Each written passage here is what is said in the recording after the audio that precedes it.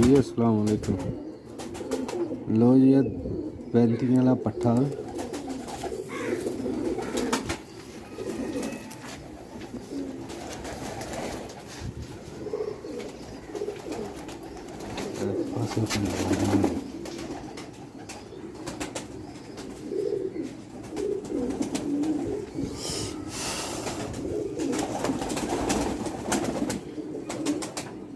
एक भर दा एक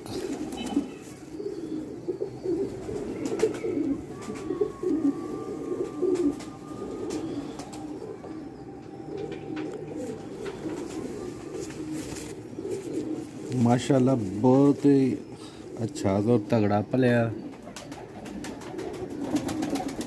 पर सेल है। जिस दोस्त नूं चाहिदा होए राबता कर सकदा। निक्का पूरा सियालकोट पीजन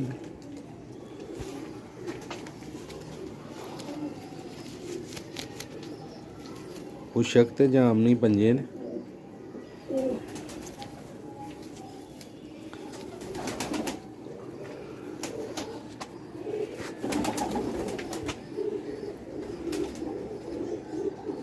ਇਹਦੇ ਨਾਲ ਪੱਠੀ ਵੀ ਵਿਖਾਉਂਦੇ ਆ ਦੋਸਤਾਂ ਨੂੰ। ਲੋ ਜਨਾਬ ਹੈ ਪੱਠੀ ਅੱਗੇ ਪੱਠੇ ਦਾ ਸ਼ੌਕ ਕਰਵਾਇਆ। ਪੱਠੀ ओरिजिनल 35 वाले कबूतर ने।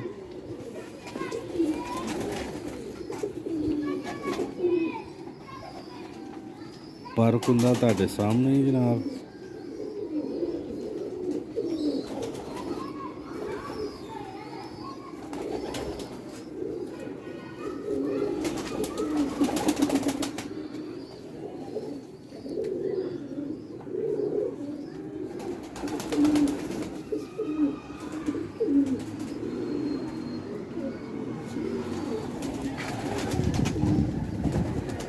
लो जनाब है पट्ठी पट्ठा फार सेल है।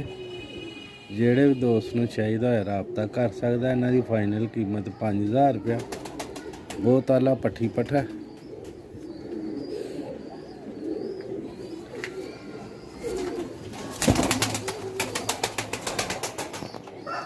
चल